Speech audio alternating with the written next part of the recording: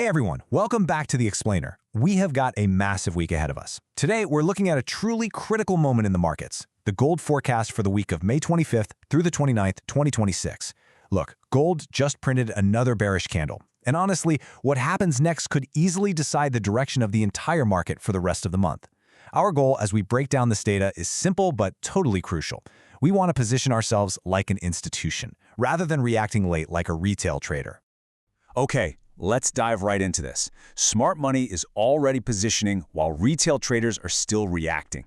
That phrase right there, that really captures the entire essence of what separates consistently successful market participants from, well, everyone else. Right now, smart money is setting the board. They're moving their capital, they're hedging their risks, and they are preparing for the next major swing. Meanwhile, retail traders are usually just waiting for the move to happen before scrambling to react. So in this explainer, we're going to look at exactly how institutions are setting up before the market moves, what's genuinely driving gold right now, and the critical price levels you absolutely need to watch. Here's a quick roadmap for today. Number 1, we'll look at the 3 macro forces. Number 2, dollar dynamics. Number 3, geopolitics and institutions. Number 4, we'll do our technical chart breakdown. And finally, number 5, we'll lay out our exact weekly trading plan. All right, starting off with Section 1, the 3 macro forces.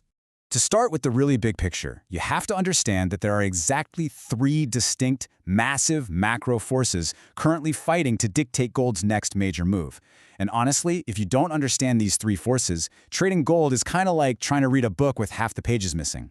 These forces are all intertwining right now, and one of them is acting as a massive primary headwind. That brings us to Section 2, dollar dynamics and the DXY. Now, arguably the absolute most important counterforce to gold right now is the US dollar. And this brilliantly illustrates the 2 opposing scenarios we're currently seeing play out. On the weekly time frame, the DXY has essentially been trapped. It's stuck in this consolidation range between 96 and 100, and it's been there for over a year. It urgently needs a confirmed breakout above that massive 100 resistance zone to truly take off. But as you'll see, the pressure's really starting to build. Looking a bit closer at the DXY setup, price action is definitely showing some heavy hesitation right around that 99 resistance level. The market just hasn't delivered that strong upside momentum quite yet. But notice the underlying structure here. We have a bullish daily double bottom after it successfully retested 97, and it spent 6 consecutive days consolidating really tight near that 98.6 to 99 range. So the pressure is absolutely building for another push toward 100. But here's the critical takeaway if you're trading gold. Because the DXY is right under major resistance, a corrective pullback is highly likely. Until 100 definitively breaks, gold can still experience short-term recovery bounces. Keep that in mind. Moving right along to Section 3, geopolitics and institutions. So, force number 2 is geopolitical risk. We're looking at some very fragile situations right now. Tensions involving the US, Israel, and Iran are currently under a ceasefire for negotiations, but no official agreement has been signed. It's extremely delicate, and the risks of escalation are definitely persisting. Meanwhile, Russia-Ukraine peace talks have shown some progress, but again, no concrete resolution has been reached. We are looking at this purely from a market mechanics standpoint. As long as these geopolitical tensions remain unresolved, safe haven demand is simply not going to disappear completely. Even during major market corrections, institutions continue to view gold as a totally necessary strategic hedge against these exact types of uncertainties. Now, what's really interesting about this data is the institutional activity. This is where the real signal comes from. While retail traders are just reacting to charts, institutions are positioning ahead of major shifts. Check out the recent reduction in holdings by the SPDR Gold Trust. They dropped from 1,037.5 tons down to 1,035 tons. Now, a 2.5-ton reduction might not sound huge, but it quietly signals that institutions are scaling back their gold exposure ahead of a potential dollar recovery.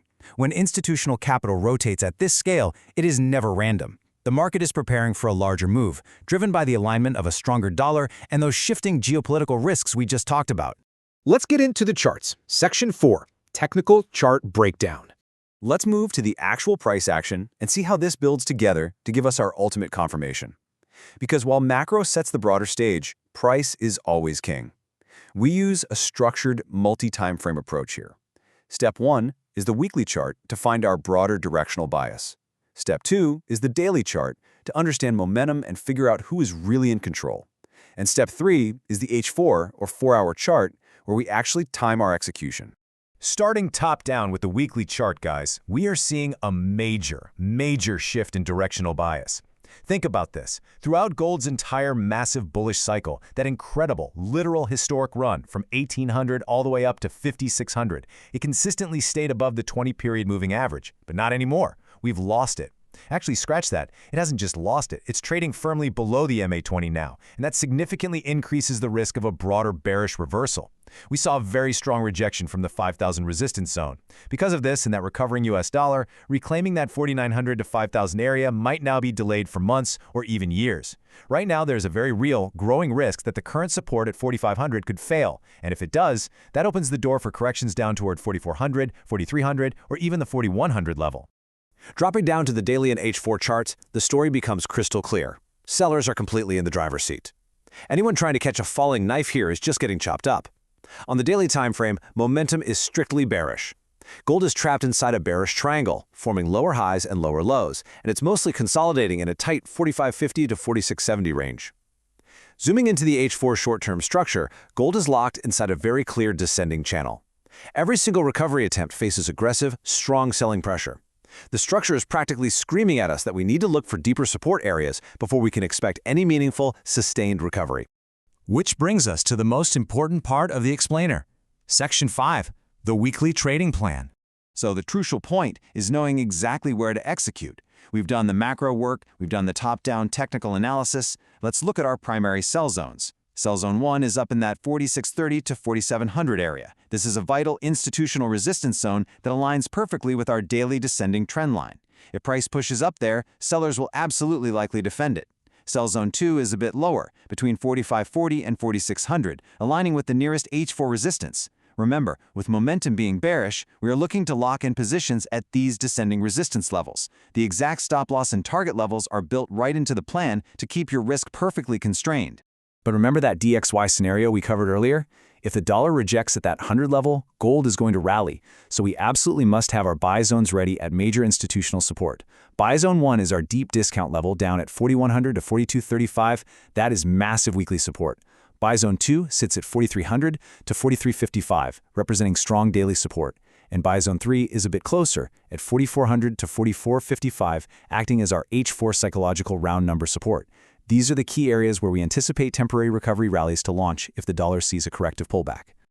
Before we wrap this up, I want to leave you with a really crucial pro tip for navigating this specific setup.